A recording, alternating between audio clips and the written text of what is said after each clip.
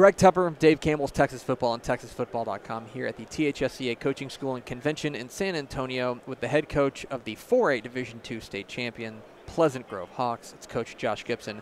First question, are you tired of people introducing you as the head coach of the defending state champs? Has that gotten boring yet? I don't think that's ever going to get old.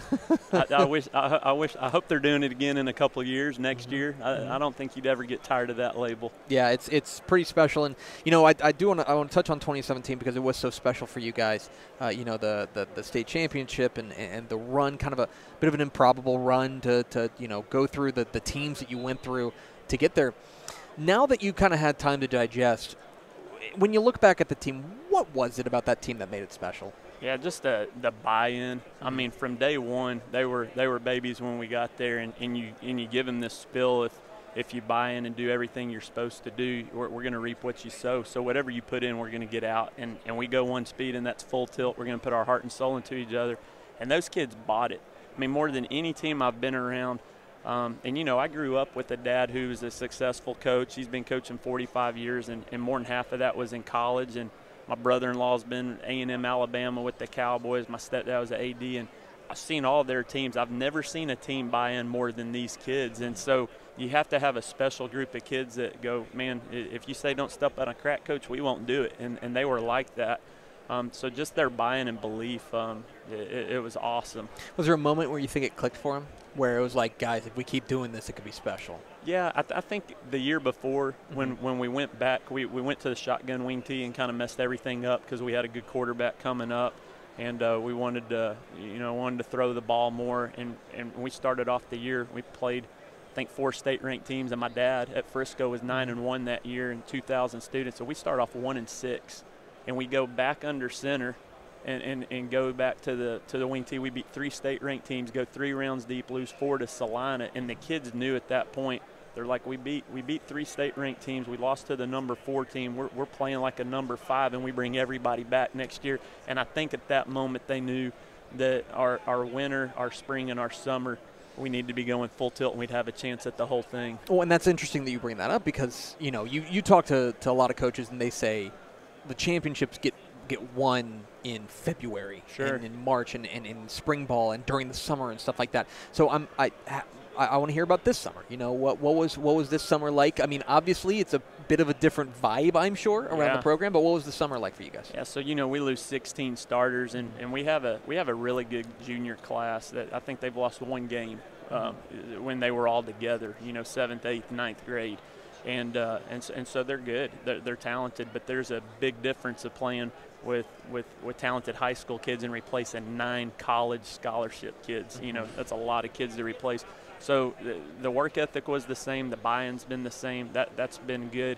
But we have to grow. We're a little bit less experienced, and I think there's evident of where we are in our program showed at 7-on-7. We did not get to play much together. We had 5 kids that were in baseball playoffs, and we play our first qualifier 5 days before in Salina. We qualify, barely qualify. It wasn't pretty.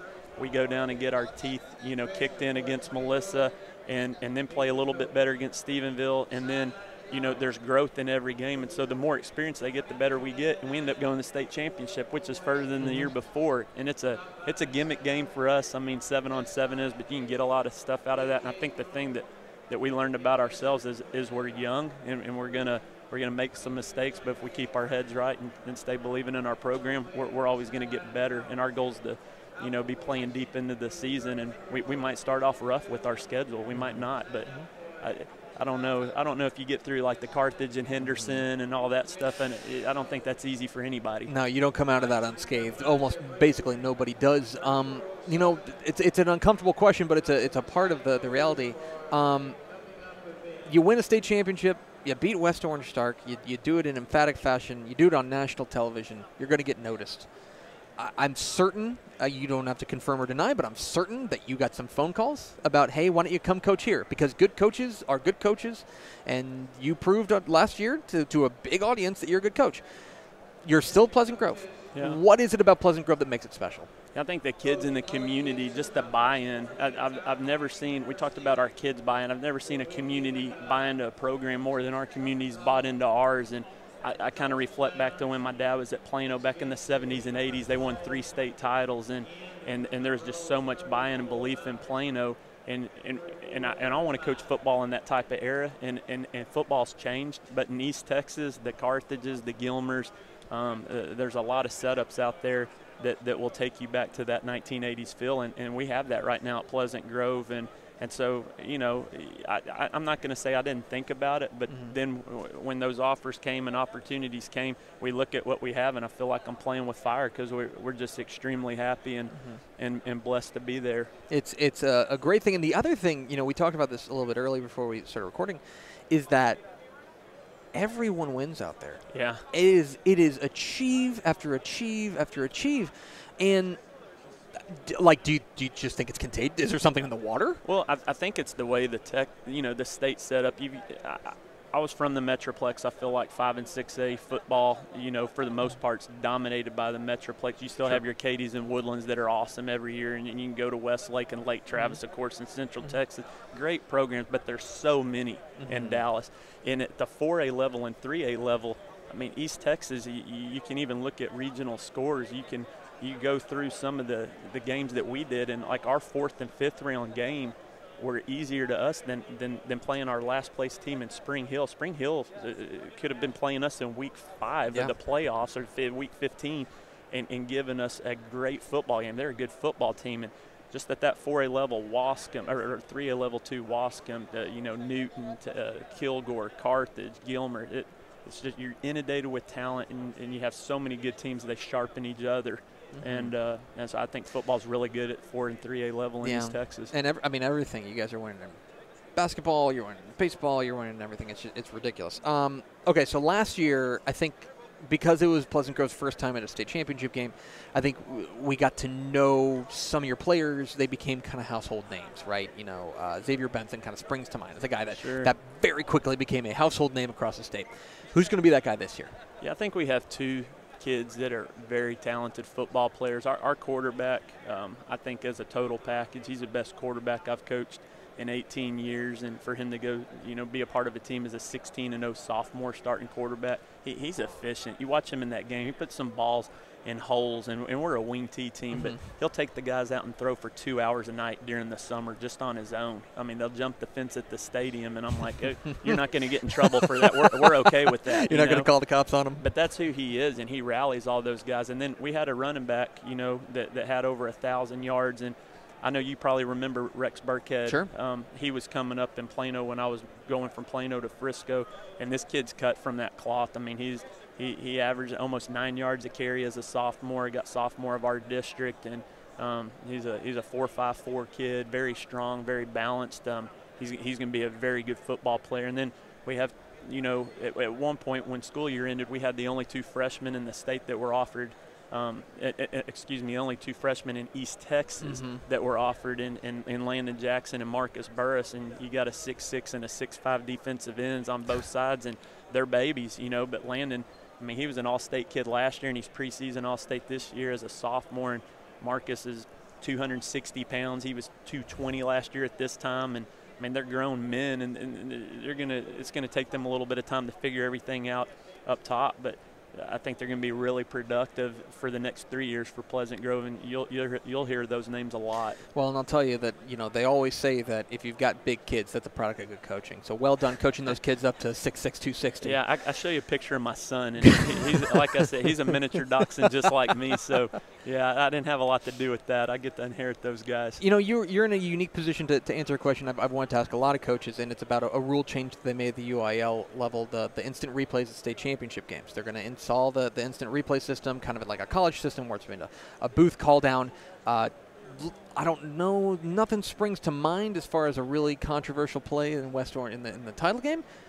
I can think of, you know, 1 or 2 things that maybe they would have looked at. I'm interested in your overall take on the ability to do instant replay in the title games. You know, it doesn't bother me a lot. I don't have a strong opinion on that rule. There's another rule, the chop and the cutting rule on the edge, scares me because we're wing T and we do a lot of that, and that's scary for a lot of coaches that we've been talking about that. But this one, the thing that I do like is when you're doing something for 15 games, don't change it for 1 game, you know. And so that would be my stance on it. I think I think if we're not using instant replay for 15 games, don't use it for game 16. You know, that's the only time those officials even get to practice that. And they'll get it right, which that's the good side of it. They're probably going to get the play right, and people that have been on the bad end of that, you know, I bet they're going to be all for it. I don't have a strong opinion right now. I'll tell you what I'd like to do. I'd like to get back to a game where they do instant replay. How about that? And then I'll tell you how I feel There you go. about That's it. perfect. If you get to when you get to another title game, we'll ask you the same question ahead of time. That's what we'll do. Can you make sure that happens, though? Yeah, I'll write that down. Let me put that. Max, can you write that down on the Pleasant thing to Grove do? gets to get there. Pleasant Grove. Okay, got it. Okay. Yeah. Let's get to the Dick's Sporting Goods Wheel of Questions. Come on. It's the only reason that anybody comes over here. The Dick's Sporting Goods Wheel of Questions. There's nothing on here that's going to get you fired, but you are legally bound to answer the question truthfully when you spin it. All right. Go for it. I did give a suggestion. I want a steak dinner with Matt Stepp on there. Like as the prize? Like everyone's gunning for it? Everybody would go for that. He's a foodie. He's fun, for he's sure. fun to socialize with, so we need to get that put up on the board. Okay, that's what we'll do. That'll be like the big prize. There You know we what I go. mean? Like Yeah. the bells will go off. All right. Spin the Dick's Sporting Goods Wheel of Questions. Josh Gibson, the head coach at the Texarkana Pleasant Here we Grove go. Hawks. Come see on. what comes Big up. bucks, big Let's bucks. see, big bucks, steak No dinner with whammies. Stepp. All right. I want to hear about your first paid coaching gig. Yeah. So first paid one is at Granbury High School. I took a job. I wanted to take a job where I didn't have connections to my dad. Somebody didn't know my dad, and he knew a lot of the guys in the Metroplex, and he'd been recruiting. A guy named Randy Blankenship comes from California, 7-time coach of the year, comes to Texas. I don't know this guy. He's from California. I go in and get a job there, and really it was crazy. They'd been through 5 head coaches in like 8 years. It was an unstable place. I stayed there for 1 year and went to the other end of it, Plano Senior High, that won 7 state titles.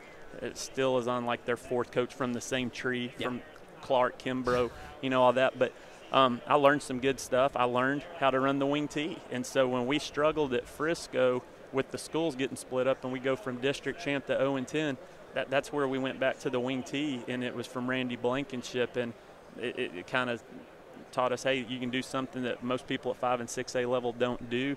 And then we tried to build on it and throw a lot out of it, and so I give him a ton of credit for that.